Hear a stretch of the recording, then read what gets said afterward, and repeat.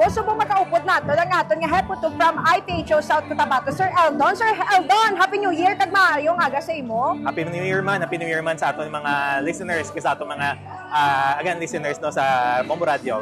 Sir Eldon, balaan ko nga maumpisa naman kita mag-consolidate kag maghatag sa latest update sa mga firework-related injuries naton nga napagkit or nabalhag sa probinsya naton. So far, sir, kamusta?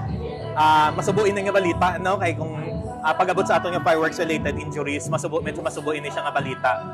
Coming into the new year, medyo nalipay kita tani kay ginatanaw naton ang trend as compared to the previous year, mas baba kita sa previous year.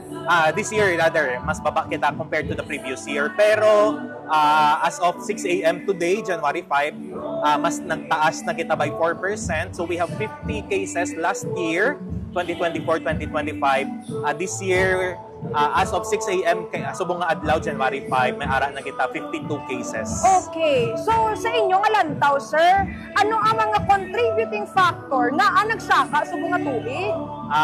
Siguro isa ang fireworks sabi bombo ara gid ang ang fireworks ara gid sa tradisyon, hindi gid siya madula-dula abi sa tradisyon sang Filipino. So I think isa man na siya nga mga factors nga natanaw nato nga naga-contribute kag siguro taas lang gid man ang purchasing power sang mga taga South Cotabato no.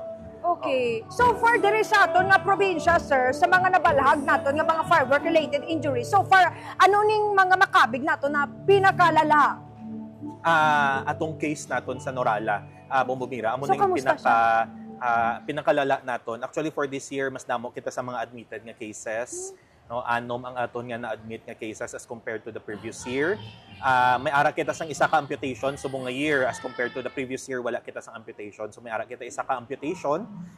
Iya nga tudlo ang pero hindi man buo nga tudlo. Dapunta sang iya nga tudlo ang nautod. Okay, ning no? amputee naton taga diin nga municipality. From Municipality of Tiboli ning aton nga isa ka amputation no. Ano ang nakadisgrasya sa iyag? Ang allegedly ginhabuyan daw siya or ginitsa daw sa iya ang palupok amo na ang alleged ang sa report nga ginhatag sa aton no. So amo to ang nakakos ng amputation sa iya nga daw sa right niya yata nga tudlo ang namutod. And again ang pinakalala naton aring case naton sa Norala, hindi naman gid siya hindi naman gid siya open secret naman gid siya para sa tanan no. So amo nang pinakalala naton nga case ining Quitis na lupkan sang Quitis sa iya nga itsura no. So ara siya subong naka-admit siya sa isa ka private nga hospital sa General Santos City no. Nagdito magpaidalom sang most probably reconstructive surgery gid ang matabo sa to kay daw gid ang iya nga itsura na dako gid ang apekto sa iya nga itsura. Okay. So far yara gyapon basta 2 years old ang pinakabata nga nalukpan diri. Yes po, ang aton nga pinakabata nga nalupkan 2 years old and the oldest for this year sa aton nga surveillance time is 51 years old. Ang pinakatigo lang naton 51. 51, okay. Nga monitoring sang aton nga mga firework related incident. So ang last monitoring naton will be today until 12 midnight today. So last naton nga report will be released tomorrow. This will be released as of 6 a.m. tomorrow ang aton nga last nga report na ina. So final report na ina siya. Hopefully wala na may magdugang pa, wala na may hindi na magsaka. Okay, medyo alarming ang aton nga numero subong Sir Eldon ang aton nga datos. Ano ang initial nga nasa mind mo subong nga dapat mas strengthen nyo pa para sa masunod naton nga pagsugalaw sa bagong tuig? Isa ka makita gid namon is legislation. No, pag-abot sa aton nga fireworks, pareho sang ginobra sang Davao, no, sang Davao City nga may ara gid sila sang fireworks ban. I think we can do that as well para sa akon. Amo nang pinaka nakon nga makita nga pwede nga himuon tani para sa aton nga probinsya kay para hindi lang nga mabawasan kundi ma-zero gid kita when it comes to fireworks related injuries. Okay, so far diri sa aton nga probinsya aside sa firework related incident, wala man kita sa mga nabalhag nga na food poison or other incident? So far when it comes to food poisoning, wala man kita sa mga na-receive nga mga reports as well as with fireworks related deaths or even stray bullet injuries. So wala man kita sa mga cases nga amo na sa probinsya ng South Cotabato for now. Okay. So second to the last question, Sir Eldon, ano nga mga firework ang nakakontribute sa aton nga mga injuries diri sa South Cotabato? Mostly illegal. Although may ara gyapon kita sa mga legal nga mga fireworks, pag-abot sa aton nga legal ang Quitis ang nagapanguna gid naton gihapon no na may ara sang 9 cases, but on our illegal actually hindi madula si Piccolo. May ara sang isa ka case, may ara kita sang duha ka case sang Plapla. Also with Super Lolo, ara dagko-dagko na sila nga mga dugay-dugay na ng Super Lolo no.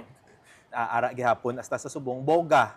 Ang Boga hasta subong ara gid gihapon, hindi gihapon madula ang Boga nga despite with our PNP nga pag gid sang aton nga PNP no pag crackdown man with the illegal fireworks as well as with Boga, ara hindi gid nadula ang Boga.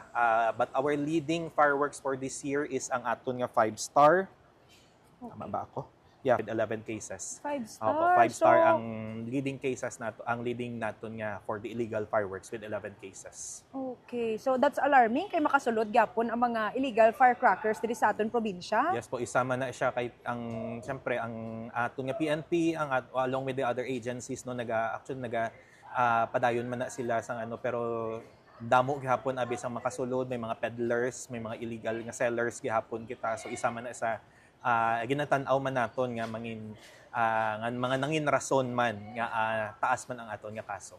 Po, ano ang panawagan mo, Sir Eldon, sa lahat po ng mga kabombo natin na nakikinig sa ating programa? So, unang-una sa lahat, Happy New Year. No? Happy New Year sa lahat ng mga nakikinig, sa lahat ng mga nakatutok sa estasyon ng Bombo Radio Philippines. So, siguro isa lang yung masasabi ko for 2026. Let us keep ourselves healthy. Let us prioritize preventive healthy behaviors rather than therapeutic. No? Yung mga pagpunta po yung pag-prevent natin, mag-exercise po tayo, kumain tayo ng masustansyang pagkain, yung tamang tulog, huwag po natin kalimutan. Siyempre, yung katawan natin, alagaan po natin dahil ito lang naman yung puhunan natin sa pang-araw-araw natin. Okay, sir, additional pala kasi may aside sa fireworks, may mga non-communicable diseases. So far, kamusta ang plastadas ng aton nga ER? As of now, wala pa kita sang na-receive nga report when it comes to kay pangayoon pa man gina naton sa mga hospitals naton, no? But again, amo gani na ginaano man naton coming to Christmas, New Year nga let us also choose healthy foods, hindi lang sang pagpalupok ang gina-monitor naton sang sini nga Yuletide nga season, but pati ang pagkaon, pati ang travel sang aton nga mga ang aton nga mga katawhan no nga ginatan-aw man naton nga magbaba man not only the non-communicable diseases but even ang aton nga mga injuries related to motor vehicular accidents. Okay, madamo gid nga salamat, Sir Eldon, kag Happy New Year sa iyo. Thank you.